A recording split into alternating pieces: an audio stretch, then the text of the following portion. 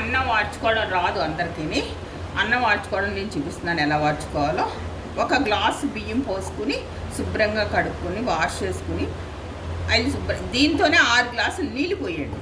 ఇదే గిన్నెలో మీరు ఏదైనా వండుకోండి, ఏ గిన్నె అయినా పర్వాలేదు. నేనైతే మట్టి కుండలోనే వండుకుంటాను. ఏం చేయాలంటే 6 గ్లాసులు నీళ్ళు పోస్తే అది ఉడుకుతుంది. బాగా ఉడికిన తర్వాత వార్చడం ఎలాగో చూపిస్తాను, సరేనా? ఉడుకుతుంది చూపిస్తాను వార్చడం.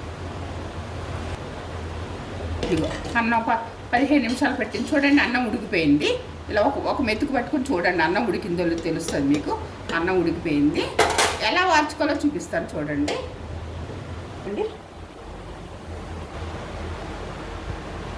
ఇది అన్నం వార్చుకోవడానికి సర్జికల్ క్లాత్ అండి. ఇది మెడికల్ షాప్లో దొరుకుతుంది మీకు. ఇది క్లాత్ ఎలాగండి అంటారు, ఇది గాజు క్లాత్ మెడికల్ షాప్లో దొరుకుతుంది. ఇదిగో ఇలా 4 పలకలుగా కొంచెం కట్ చేసుకుని ఇది ఏం చేయాలంటే ఇగో ఈ చుక్క 4 పలకలు ఉంది కదండి, ఇట్లా క్రాస్గా తీసుకుని ఒక పక్క ముడి పెట్టుకోండి. ఇలా ముడి పెట్టేసుకోండి. కొంచెం ఇలా ముడి పెట్టుకుంటే ఇది ఏమైనా గ్రిప్ వస్తుంది మీకు. ఇప్పుడు ఈ ముడి ఇలా ఉంది కదా, దీనికి ఇలా పెట్టేసుకుని ఇలా వేసుకోండి. ఇది అన్నానికి ఇది ఇలా పెట్టేసి ఏం లేదు, సింపుల్. ఇగో ఇలా చుట్ట పెట్టండి చాలు. చుట్ట పెడితే అన్నం వార్చుకోవడం ఎవరు కొత్త వాళ్ళు కూడా వార్చేసుకోవచ్చు.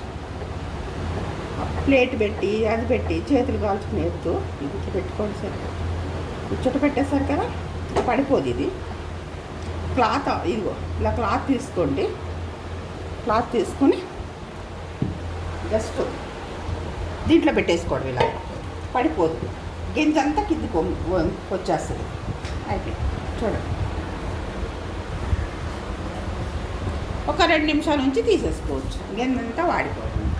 ఇప్పుడు బాయిల్డ్ రైస్ వాడండి, ఎందుకంటే రా రైస్లో ఎక్కువ కార్బోహైడ్రేట్స్ ఉంటాయి. అది మనం వాడకపోతే, యాక్టివిటీ లేకపోతే ఫ్యాట్ కింద వచ్చేస్తుంది. ఇప్పుడు స్టీమ్ రైస్ అనుకోండి, మొత్తం పీల్ అయిపోయి కార్బ్స్ పోతే, ఇట్లా గంజి వాడుచుకుంటే మిగతా అంతా వాటర్లోకి వచ్చేసి పోతుంది. ఇప్పుడు మనం ఆ ఎనర్జీ తిన్నా కూడా వర్కౌట్ చేయకపోయినా కూడా ఫ్యాట్ కింద కన్వర్ట్ అవ్వదు. అందుకు బాయిల్డ్ రైస్ వాడటానికి చూడండి, ఇంకా ఇట్లా వాడ్చడానికి చూడండి.